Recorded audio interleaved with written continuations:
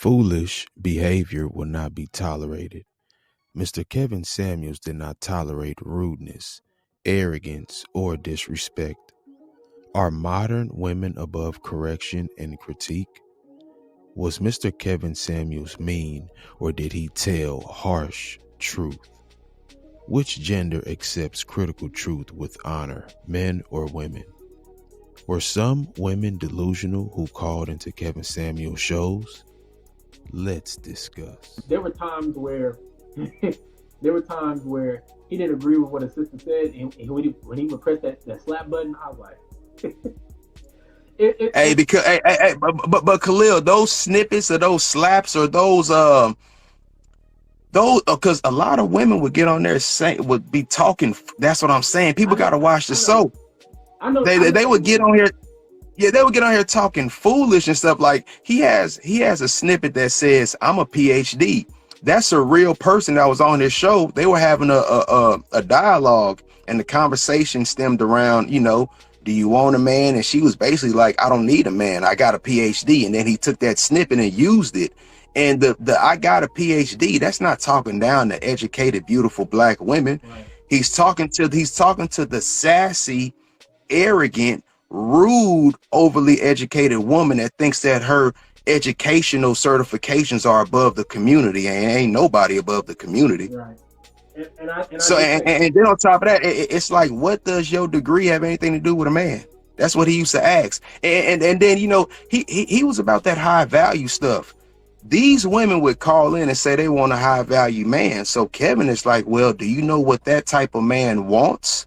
Are you down to share that high value man? You want this millionaire with the best looks and the best body? Well, guess what, baby? You're not gonna be the best looking woman that he comes across. Yeah, and for a lot of people that's a hard pill to swallow. And I think, and I've said this privately. I said I've wondered, when it comes to men and women dating, but particularly women, facing how do they really deal with the reality of having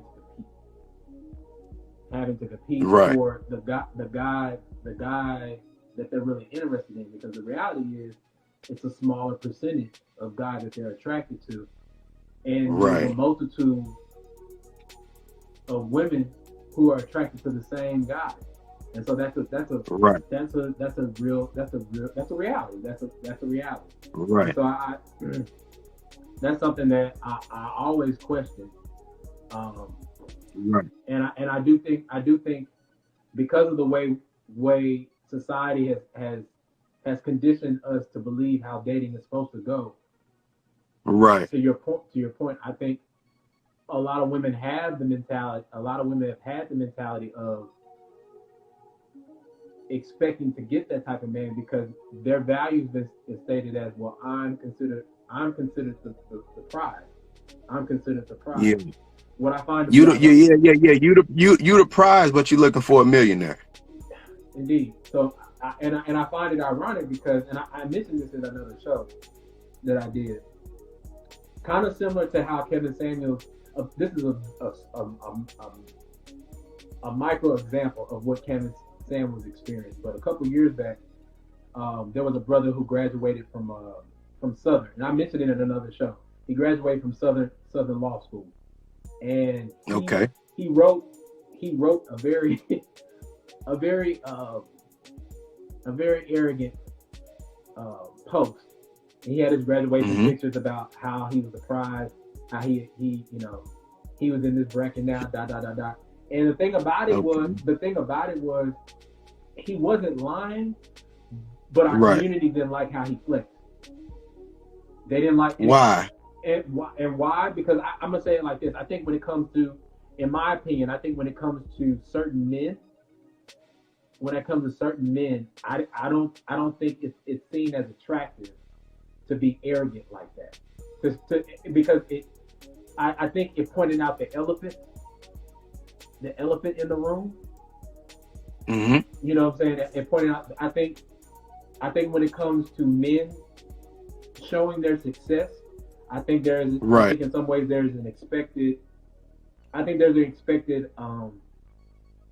is expected subtlety. And I think for the fact that he highlighted a certain way, I think it rubbed people the wrong way, because I think in some ways it triggered the idea of like, well, you think that's all that we value, or you think you're automatically gonna be attracted to. You always think we're gonna find you attractive because you got this going on. But what happens is when you go into certain spaces, I think, and I know you experienced it too. Like when you go in certain spaces, and as black women around, and you do get to mix and mingle, there are a number of questions that get asked, and it's very obvious that they're sizing you up. It's very. They want to know how much money. They want to know how much money you make. You got any kids? You got any baby mama drama? Yeah, what's your relationship with your family? Yeah. And all that, and if and don't get me wrong, I'm not saying that those are bad questions. I want to ask a woman certain questions too, but men don't start sizing up women right away, and then on top. We do. I think how can I say this? I think both parties are invasive. I think we're invasive differently. I think men evade a woman's space physically. I think women and verbally, but I think we're physically invade their space first. I think women we're visual. Right, and I think women evade our space verbally, and I do think women. I've experienced personally. I think women to that point. I do think women ask pervasive questions more sooner than we do. And it does come across a certain way. And so I did find when that situation happened a couple of years ago, I did find it to be fascinating because the culture was not fucking with it. Just period. They weren't fucking with it. Right. And it begs this question, is like,